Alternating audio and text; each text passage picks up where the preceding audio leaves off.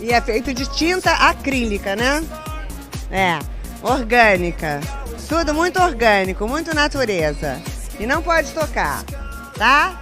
Don't touch, it's art.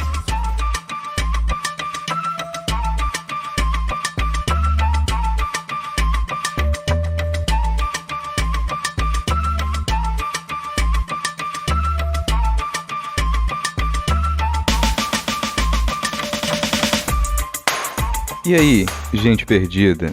Tá começando mais um Não Pode Tocar. Eu sou o Rodrigo Hipólito e este é o 10º episódio da nossa 5ª temporada. Se você chegou aqui agora, o Não Pode Tocar é um podcast sobre teoria, história, crítica, prática de arte e temas afins. No nosso feed, você encontra, além dos episódios de temporada, com conversas, ensaios e experimentações, o Pataquadas, no qual a Alana de Oliveira repercute as principais notícias do mundinho da arte, com colunas abertas de Denis Almeida e Camila Salotto, e o Não Pode Chorar, que são os episódios nos quais nós contamos algumas desventuras da vida e pensamos em modos criativos de lidar com elas. Nós lançamos episódios todo domingo e estamos presentes em todos os tocadores de podcast e nos aplicativos comumente usados para ouvir música, como o Deezer e o Spotify. Para quem não usa aplicativos para ouvir podcast, nós disponibilizamos os nossos episódios no YouTube e você pode ouvir direto no site notamanuscrita.com. Lá, em notamanuscrita.com, você encontra a postagem original do episódio com a descrição completa, com links para todas as formas de nos ouvir, de tudo que nós comentarmos no episódio e para os nossos perfis pessoais e oficiais. Quem comanda as redes do Não Pode Tocar é o Tiwi, o primeiro e único cão podcaster. Tanto no Twitter quanto no Instagram, você encontra o Tiwi como @nãopodetocar, sempre com o D de pod no mudo. Vai lá ganhar uns lambejos do Titi. No finalzinho da descrição do episódio, você encontra uma chave Pix e o link para o nosso PicPay. Acesse picpay.me/nãopodetocar e considere apoiar este projeto com R$1, R$2, R$5 mensais ou com qualquer valor esporádico. Se não der para apoiar financeiramente, só de seguir a gente nas redes e compartilhar este episódio, você já nos ajuda e muito. Antes de partir para o episódio de hoje, eu quero deixar algumas recomendações e divulgações. A loja da editora Escambau já está funcionando em escambau.org. Dá uma passada lá e confere os títulos que já estão disponíveis. O link da loja está na descrição deste episódio. Aproveita e vai ler a minha nova noveleta A Morte do Vizinho da Serra Elétrica. É uma história de horror cotidiano com uma pitada de slasher. Você pode ler no Kindle Unlimited, comprar na Amazon ou diretamente comigo. É só mandar uma mensagem para qualquer um dos contatos que estão listados na descrição deste episódio. Nesse sábado teve live de pré-lançamento do Na Volta a Gente Esquece, o livro da Fabiana que é o objeto do episódio de hoje. Além dessa live, o Moacir Fio e ela fizeram outra transmissão na semana passada para falar sobre autoficção e memória. Dá uma conferida nesses 2 vídeos que eu aposto que você vai se empolgar para ler o livro de Fabiana e outras publicações da Escambau. Agora chega de recados iniciais, vamos para o episódio de hoje, no qual a Fabiana Pedroni e eu trazemos trechos do livro Na Volta a Gente Esquece e falamos sobre autoetnografia e contação de causos. Bora lá!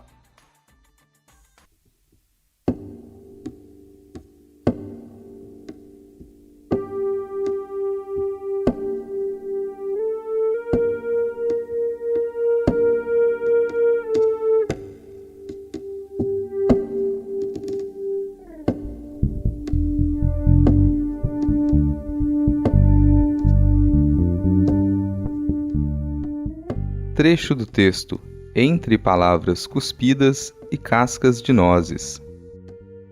Cospe, cospe todas as palavras. Não respira. Encontrei essas palavras soltas em um livro. Não me recordo qual era a minha intenção ao deixá-las em meio às receitas de Natal da minha mãe. As palavras são minhas, quer dizer. São minha escrita e meus problemas com imperativos. Cuspir, eu sei, mas respirar... Parece até que eu consigo ouvir meu pai dizer nas ceias de Natal: não, quer não existe. você deve dizer, você aceita? Aí você assume a postura mais ereta possível, como se carregasse um livro gigantesco na cabeça, do jeito que a minha tia me ensinou.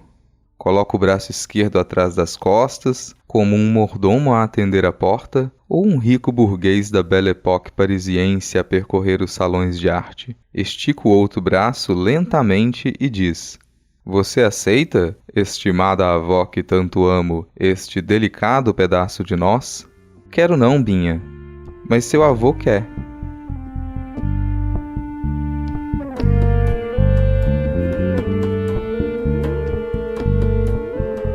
Na Volta, a gente esquece é um livro que foi selecionado em edital da Secretaria de Cultura do Estado do Espírito Santo para incentivo à produção e difusão de obras literárias com recursos do Funcultura e que foi publicado pela editora Escambau. O livro, que será lançado oficialmente neste mês de setembro e reúne textos de minha autoria, de Fabiana Pedroni, teve a edição feita pelo Rodrigo Hipólito, que também é responsável, junto de Ingrid Goner, pela diagramação. E a imagem de capa, maravilhosa, é de autoria de Natália Pimentel. Na Volta, a gente esquece reúne 27 contos, crônicas e relatos de processo criativo. São textos curtos, para dias de poucas horas. Assim como é um causo, ele chega devagar, como se fosse um pequeno comentário e reverbera em nosso dia. Quando foi que desaprendemos a observar e narrar os corriqueiros detalhes do acordar pela manhã e dirigir-se ao trabalho?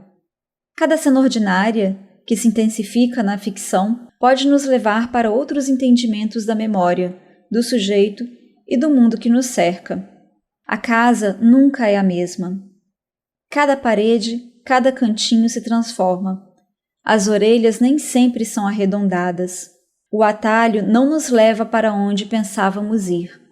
Como escolhas finais, estes textos, que lidam com afetos, fantasias e absurdos, são empurrões em direção a mais um dia. A gente tem algumas palavras que podem ser interessantes de falar sobre elas. Não que seja fundamental saber o significado desses conceitos e ideias para aproveitar a leitura de Na Volta a gente esquece, mas para a gente se aprofundar um pouco mais no processo de escrita desse livro, eu acho que vale a pena entender o que é autoetnografia e o que é um causo. Quando eu penso sobre autoetnografia, a primeira coisa que me vem à mente é método de pesquisa. Dizer isso pode estremecer a alma de algumas pessoas, especialmente a minha, mas digamos que é como podemos conhecer alguma coisa. Conhecer especialmente a partir de si mesmo. Isso quer dizer que essa ação de conhecer passa a ser também uma ação de viver. Imagine que você quer fazer uma descrição. Você seleciona informações sobre determinado fato ou objeto que quer descrever, pensa sobre esse fato a partir da sua bagagem cultural, das suas vivências, de tudo que está disponível de linguagem e acontecimentos para você poder traduzir este fato em palavras. As suas escolhas, a sua expressividade te coloca no centro do discurso, ou seja, você é indissociável da sua ação de pesquisa e explicação e descrição. É dessa forma que a autoetnografia ela funciona. Ela coloca a pessoa pesquisadora no centro da pesquisa, porque, afinal de contas, é dela que parte a pesquisa. Escreve-se a partir de sua própria experiência. O termo foi usado inicialmente por David Rayano em 1979, quer dizer que, diferente de uma concepção tradicional, talvez mais ali enrijecida da pesquisa etnográfica, a autoetnografia ela não se pauta por um possível afastamento de uma comunidade ou fenômeno a ser estudado, assim como ela não se define por uma aproximação do fenômeno. Na verdade, na autoetnografia, a pessoa pesquisadora está no centro do fenômeno de pesquisa e nele está o seu ponto inicial. Dessa forma, a experiência de pesquisa ela não se isola da vivência cotidiana, nem da percepção do sujeito. Como um método, a autoetnografia ela se efetiva através de 5 eixos de trabalho. O primeiro é o olhar para si. A pessoa ela se aceita como agente dos fenômenos estudados e, mesmo que ela queira, ela não se exclui do ambiente que a rodeia. Tudo parte dela, Então parte desse estar em si. Em segundo ponto, está o teor reflexivo da autoetnografia, já que a reflexão ela é feita pela pessoa que observa e que vivencia. Ela não se exclui desse ambiente que a rodeia, ela se coloca então no centro dessa ação que é reflexiva. E se ela está no cerne do trabalho, há também um comprometimento, que é o terceiro ponto, um posicionamento inevitável da pessoa pesquisadora como agente envolvida no fenômeno, para o qual dispensa desejos e que será influenciada pela realização ou não de tais desejos. Em quarto eixo, está a explicitação da vulnerabilidade, pois a narrativa pessoal, o teor emotivo, os desejos, as vontades e frustrações da pessoa pesquisadora passam a ser também dados de trabalho, logo não devem ser encobertos, como se eles não tivessem existido. Por fim, um último ponto essencial para se pensar a autoetnografia como um método, rejeita-se conclusões que encerrem as possibilidades de análise. Esses 5 eixos, eles tornam a autoetnografia uma forma de se horizontalizar um pouco mais o discurso, desmistificar a relação entre sujeito e objeto como coisas externas, distantes, como se o simples fato de você escolher falar sobre determinado assunto já não fosse, na verdade, uma questão subjetiva. A experiência de pesquisa, ela não se isola da vivência cotidiana, nem da percepção do sujeito. A mecanização do sujeito, a sua excessiva racionalização, como se ser racional fosse excluir o subjetivo, prejudicou muito a forma como pesquisamos e discursamos sobre o mundo, a própria forma como nós nos expressamos e vivenciamos esse mundo. Nossa, aí você pode estar pensando, eu não sou pesquisador, eu não estou no meio acadêmico, não me interesso por metodologia científica, isso aqui não tem nada a ver comigo. Então, como um método, a autoetnografia ela se torna um modo de pesquisar, um modo de escrever e um modo de pensar que coloca pessoas e conhecimentos de grupos que podem também ser marginalizados para o centro do discurso. E aí, lógico, a gente está falando de várias questões sociais que envolvem a todos nós em sociedade.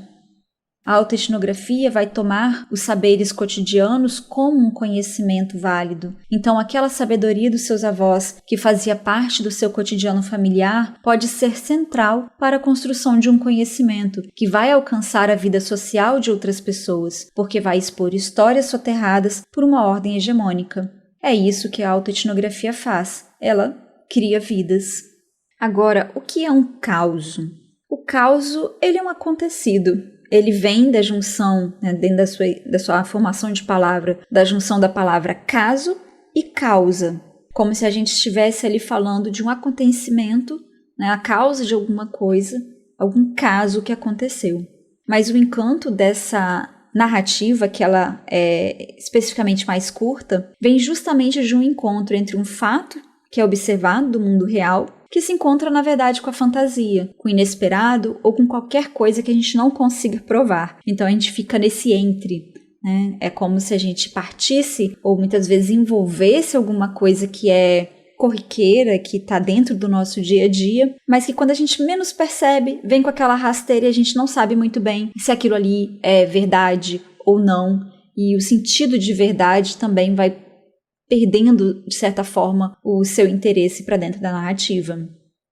O causo, ele é um gênero discursivo que vai utilizar uma linguagem mais informal. Então, ele também é ligado à tradição oral. Então, vem carregado ali de variações linguísticas, porque vai depender muito de quem conta esse causo, onde se conta, qual a situação, qual a região, o tema. Então, todas essas nuances, esses regionalismos aparecem dentro de um causo, a forma como se expressa. E esse encanto que eu disse do causo, muitas vezes acontece justamente por conta do encontro, nessa noção de afetividade. Porque quando se conta um causo, se conta pensando para quem se conta.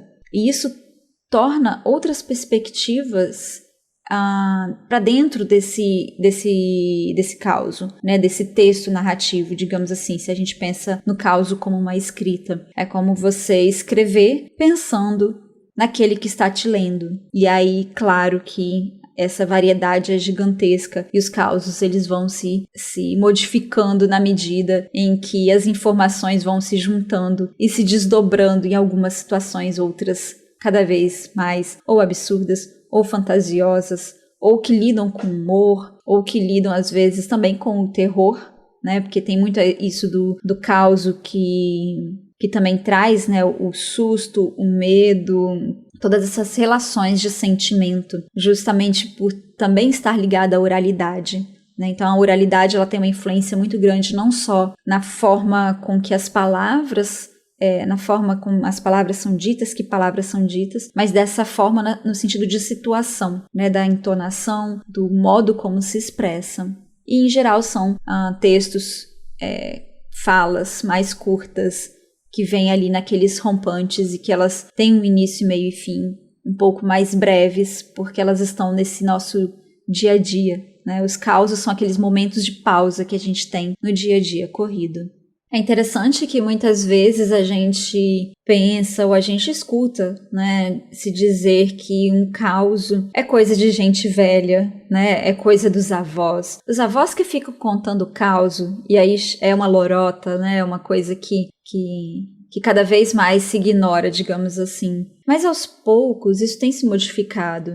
Não só quando a gente pensa num reforço de sentidos de tradição, de se questionar, de onde eu venho, o que é importante para o meu ambiente familiar, para o meu ambiente de vivência, mas também do que é essa tradição a que me fez chegar até aqui. E aos poucos esses causos eles vão se desmembrando de uma outra forma, né? Especialmente dentro da literatura. Eles migram de certa forma dessa tradição oral para se tornarem ali textos curtos que trazem todo esse discurso de saberes que são cotidianos para dentro do texto da literatura.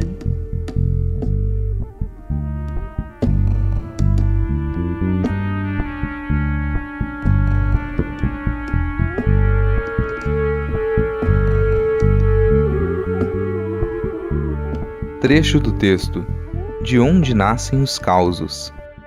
De uma outra roça eu vim, de outras histórias, mas aquelas do meu avô me mostraram como narrar é revelar valores, aquilo que se acredita, aquilo que se preza.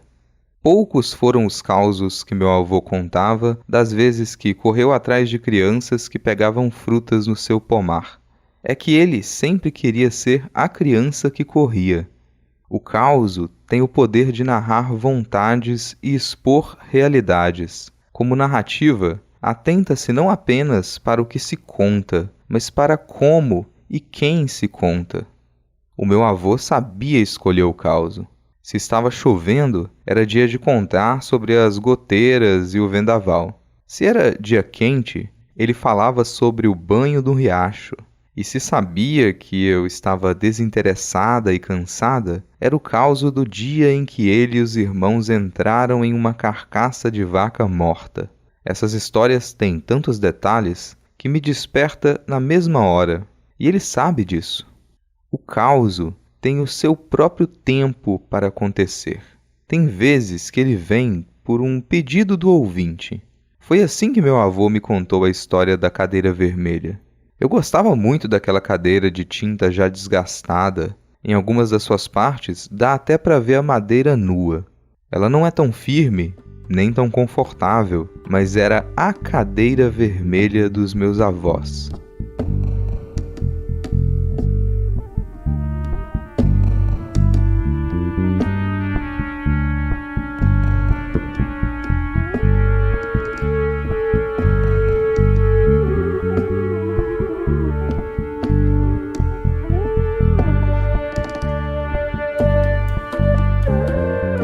Então, a gente tem, Na Volta a Gente Esquece, uma série de causos e contos que se misturam com um processo de pesquisa poética e memórias pessoais.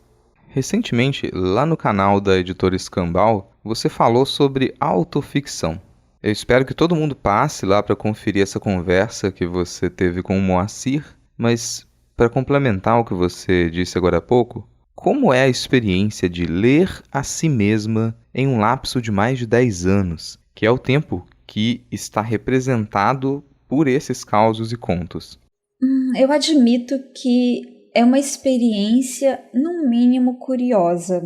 para uma pessoa que talvez não tenha uma memória assim lá muito boa, né? Aqui em casa a gente costuma dizer que somos um pouco alzheimerianas, né? Que a gente tem muita dificuldade em relação à memória, seja pelo histórico de Alzheimer da família, seja por a gente às vezes não conseguir, e aí eu falo a gente no sentido familiar mesmo, de ter muitas informações sem que essas informações elas estejam traçadas de alguma forma afetiva. Eu posso dizer que encontrar esses causos e esses contos que estão aí se arrastando há mais de 10 anos é uma situação um tanto estranha. É prazerosa, mas às vezes é conflituosa, porque imagine que a gente muda, né? É um fato, a gente muda muito, de uma semana para outra, de um dia para o outro. Basta ter ali alguma situação que nos faça reagir ao mundo de uma forma que não seria habitual, que a gente descobre novas informações, conhece pessoas,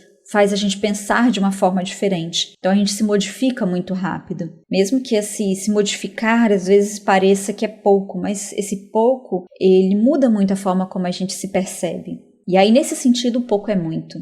Às vezes as opiniões que a gente tem sobre o mundo, sobre formas de se pensar, em se perceber o mundo, é um pouco mais contínua, precisa de um evento muito mais drástico para abalar essa opinião, né? Essa forma de se pensar. Mas a forma como a gente se pensa, se imagina e se percebe, ela se modifica muito rápido, porque ela ali é muito mais vulnerável ao entorno.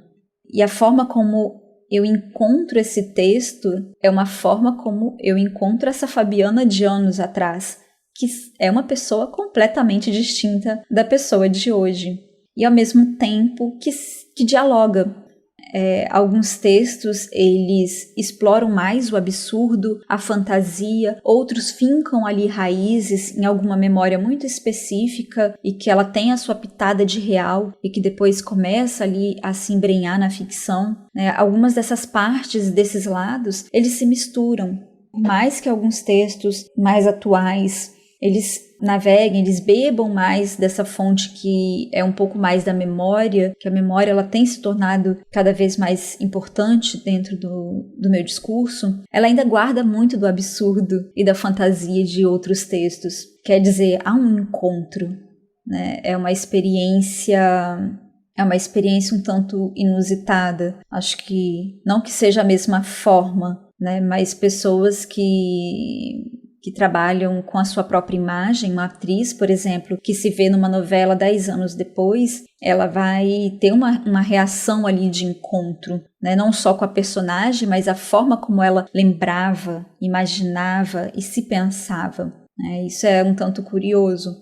O modo como muitas vezes eu me encontro ou encontro dentro das memórias é a partir do texto. Tem um diário, sabe, de escrita, assim, de escrever com frequência desde os meus 15 anos, né, depois que o meu pai faleceu. E esse ato de escrever com frequência, que lógico, aos poucos ele foi desaparecendo na medida em que a vida acadêmica e a literária foi sugando essa parte da escrita, mas esse escrever para se ouvir, esse escrever, para se pensar a si mesmo, me fez encontrar várias Fabianas que eu não, de certa forma, não tinha tanta intimidade. E isso é uma experiência interessante, assim, né, de encontro. Então, acho que essa experiência de ler a mim mesma dentro desse lapso de tempo é uma experiência de encontro. E aí, nesse sentido, ela sempre vai ser complexa, conflituosa, mas ao mesmo tempo, por que não, prazerosa. É bom a gente se encontrar.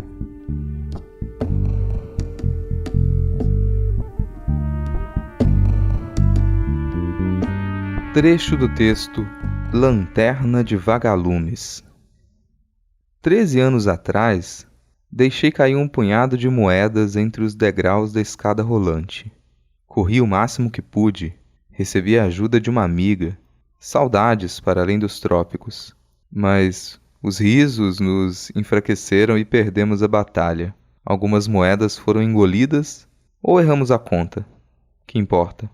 Quando criança, pulava o último degrau por medo de ser engolida. Anos se passaram e os saltos tornaram-se raros. A expedição do homem pálido, de pé, ainda dentro do chão, me fez querer abrir e expor as entranhas para encontrar aqueles saltos. Não falo de um retorno para uma inocência, mas de um desejo de lutar contra o desencantamento do mundo. Quero encontrar um refúgio que não exila, um repouso encantado que não isola, um lugar onde as lembranças não se somariam como parágrafos soltos, como relatos apenas. Elas seriam tesouro e instrumentos do dia a dia. Será que é entre os degraus das escadas rolantes que se esconde aquilo que já não vemos mais? Quando foi a última vez que vi uma lesma? Não aquelas pequenininhas de alface, mas as carnudas que, apesar de lerdas em nosso referencial, te encaram como donas do mundo. E os vagalumes?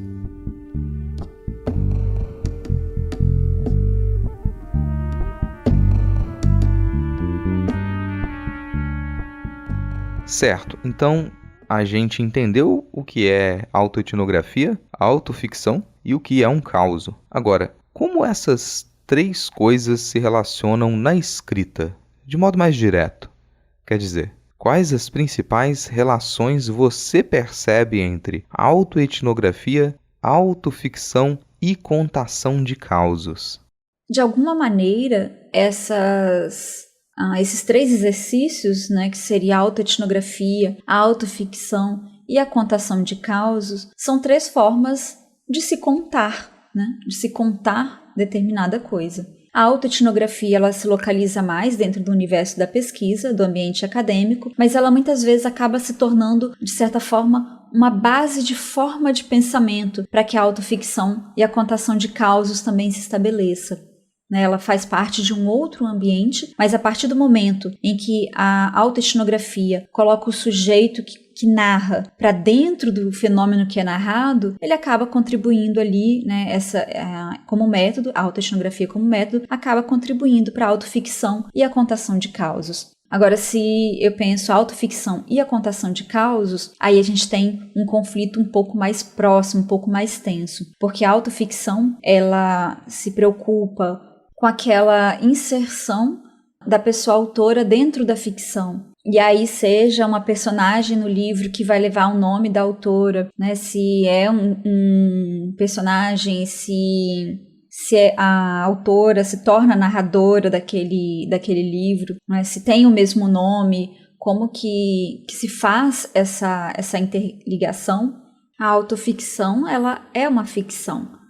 Então, mesmo que existe esse auto de inclusão da pessoa autora dentro da narrativa, seja pelas vivências que são contadas através da narrativa, seja por inserção, talvez, do nome de alguma personagem ou da própria narradora que está ali e que é o mesmo nome da pessoa autora, né? Esses encontros entre aquilo que faz parte da vida real da pessoa autora e aquilo que faz parte da ficção, esse encontro é o que constrói essa autoficção, né? Então, existe, lógico, níveis ali de estar mais próximo ou não de uma autobiografia, por exemplo, mas a ficção, ela sempre entra dentro do discurso. Agora, quando a gente fala uma contação de causos, não existe tanto essa preocupação, até talvez por conta dessa aproximação maior com a oralidade, de se pensar essa relação de autoria. De autoria nesse sentido mesmo de quem conta. Muitas vezes a contação de causos, ela já parte de um pressuposto que ela está contando alguma coisa, né? Ela está sendo contada, o caos está sendo contado, e independe de quem necessariamente seja a pessoa narradora.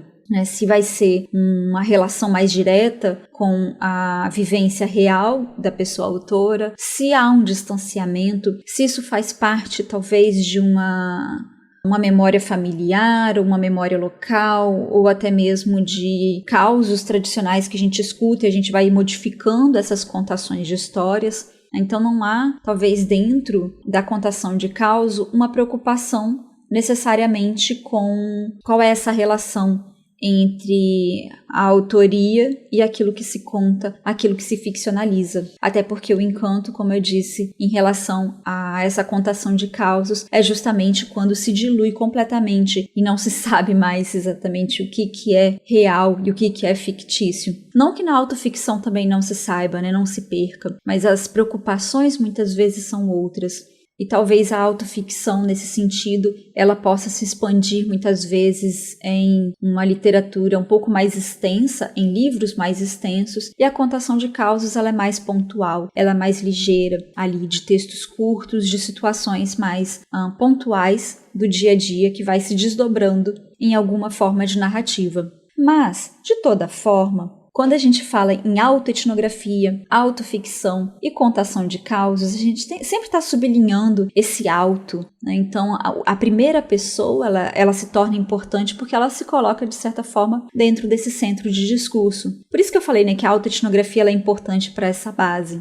E quando eu penso dentro da literatura, dentro até mesmo da pesquisa, né, da forma de se pesquisar, de se pensar, ou dentro do livro, na volta a gente esquece, essa relação entre esses três elementos da autoetnografia, autoficção e contação de causos, vai ter como base especialmente a noção de memória.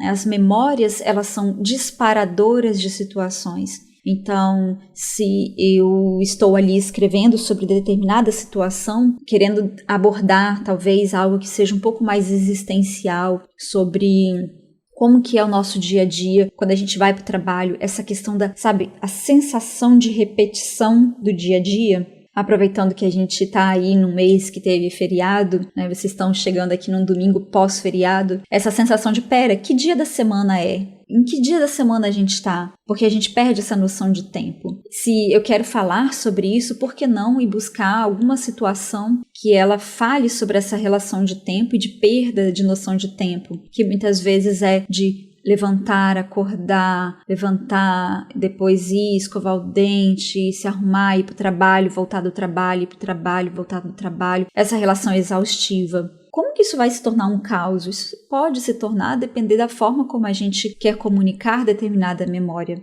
Essa relação da memória, muitas vezes, ela é um disparador de escrita, de diálogo, de estabelecimento ali de encontro. Por mais que a memória ela esteja dentro de um sentido subjetivo de sujeito, de uno, né, a minha memória, também existe uma memória coletiva e também a memória ela está relacionada a um imaginário. Então, algo que a autoficção e, de certa forma, especialmente a contação de causos faz, é pensar em como essa memória ela se encontra com o outro, mesmo que ela seja particular. Vamos contar um caso. Eu pensei, esse episódio vai ser curto, mas é sobre contação de causos. Isso é difícil. Quando eu era criança, a gente estudava na roça, né, numa escolinha pequena, e na década de 90 existia um sistema de cuidado dos dentes das crianças que fazia com que algumas vezes do ano a gente escovasse o dente na escola e a professora ia lá e colocava flúor junto com essa pasta de dente, né? A gente escovava o dente e depois ela dava um flúor, que era líquido na verdade, para a gente bochechar e cuspir. O grande problema é, dentro desse caso, a professora me disse, você precisa bochechar e cuspir, não engole, você não pode engolir o flúor. Eu levei isso muito ao pé da letra, voltei para a sala de aula, fiz tudo o que ela mandou, voltei para a sala de aula e a aula seguiu depois, né? E não podia engolir o flúor. O flúor estava na minha boca, e aquele gosto de flúor, aquilo é saliva, aquilo é flúor. E aí eu fiquei com aquele medo. Não cospe, Fabiana, não cospe, segura, você consegue. Quando eu menos percebi, minha boca estava cheia de saliva, eu comecei a espumar e eles acreditaram que eu estava tendo um ataque. E eu não sabia mais o que fazer. Dentro da sala de aula, as pessoas me olhando, a professora tentando me socorrer. Achou que talvez fosse, né, essa menina tá espumando, o que tá acontecendo aqui? E na verdade era só muita baba e flúor. E é isso. Isso é um caos. Para onde isso vai gerar uma história? Para que lado isso vai se tornar uma autoficção? Como que isso vai se enredar dentro de outras histórias? Lógico, isso demanda um pouco mais de tempo de pensamento. Mas é isso, é encontrar elementos que são da memória particular, mas que possam encontrar outras pessoas. Como que era a sala de aula que vocês estudavam? Vocês tinham isso de ter flúor na escola? Essa sensação esquisita de pasta de dente depois que você escova os dentes? Essa sensação esquisita do corpo que fica engasgado e espumante? O que é ter espumas na boca? Espumas que você não fez, espuma que você não queria que existisse? Então todas essas relações que elas são da memória, elas podem ser um ponto de partida para se discutir as mais variadas coisas. E lógico, isso tudo vai depender da forma como a gente conta, para que a gente conta e como a gente conta para arrastar ou não, ou finalizar ou não o nosso dia. É isso que um caos me encanta. Ele vem e a gente consegue acessar ele ali rapidinho, seguir o nosso dia, mas continuar pensando sobre ele durante um bom tempo. Continuar a espumar sobre ele.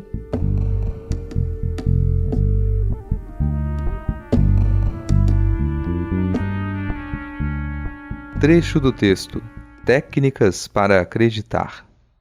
Inspire, puxe forte todo o ar que conseguir, até que as borboletas voem do estômago para o coração. É o modo mais simples de aumentar o tesão na vida. Foi a resposta que Nori acabara de me dar 1h da manhã do dia de hoje. Sentadas na varanda, observando o vento e as luzes de Natal, não me restava nada mais além de chorar. Finalmente, a rua estava vazia. Minto. Havia ainda 2 homens que vigiavam um quiosque na reta final de construção. Vigiavam para que ninguém roubasse cadeiras de plástico ou sacos de cimento. Vigiavam porque a pandemia não existe para todos. A resposta de Nori me fez notar, ainda com maior nitidez, a existência daqueles 2 homens. Eles se expunham para proteger os bens de outro. São vítimas de uma situação muito mais complexa que os coloca como vilões. E, nesse jogo, apenas me desinteressei pelo futuro. Como se faz para voltar a se importar com o futuro? Foi essa pergunta que Nori me respondeu. Para ela, parecia simples aumentar o tesão na vida. Para mim, eram palavras distantes. Borboletas.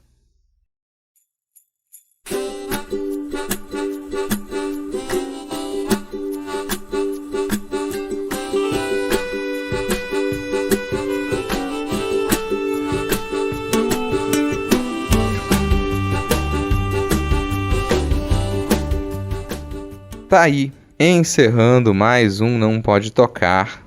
Gostou? Não gostou? Fala com a gente. Você pode entrar em contato com a gente através do e-mail, que é nãopodetocar@gmail.com, ou das nossas redes sociais, que são todas @nãopodetocar, sempre com o D de pod no mudo. E quem comanda as nossas redes é o Tiwi, o primeiro e único co-podcaster. Segue a gente no Twitter e no Instagram e vai lá ganhar uns lambejos do Titi. Aproveita que você tá aí e acesse notamanuscrita.com. Lá você encontra a postagem completa deste episódio com os links para os nossos perfis pessoais e oficiais e para as referências que nós comentamos durante o programa. No finalzinho da postagem tem uma chave Pix e o link para o nosso PicPay. Acesse picpay.me/nãopodetocar e considere apoiar financeiramente este projeto com R$1, R$2, R$5 mensais ou com qualquer valor esporádico. Se não der para apoiar financeiramente, só de seguir a gente nas redes e compartilhar este episódio, você já nos ajuda e muito. Ainda em notamanuscrita.com você encontra textos de processo, crônicas, contos, resenhas de livros, artigos acadêmicos, fotografias, ilustrações e outras das nossas produções. Por hoje é isso. Se nada der muito, mas muito, muito errado, semana que vem a gente tá de volta. Valeu, falou!